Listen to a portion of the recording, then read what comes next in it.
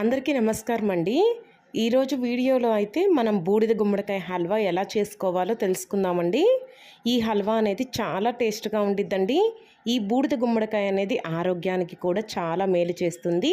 ప్రతి ఒక్కళ్ళు కూడా చక్కగా పరగడుపునే ఈ బూడిద గుమ్మడికాయ జ్యూస్ చేసుకొని తాగినట్లయితే ఆరోగ్యానికి ఎంతో మేలు చేస్తుందని మనకి వైద్యులు కూడా తెలియజేస్తున్నారు.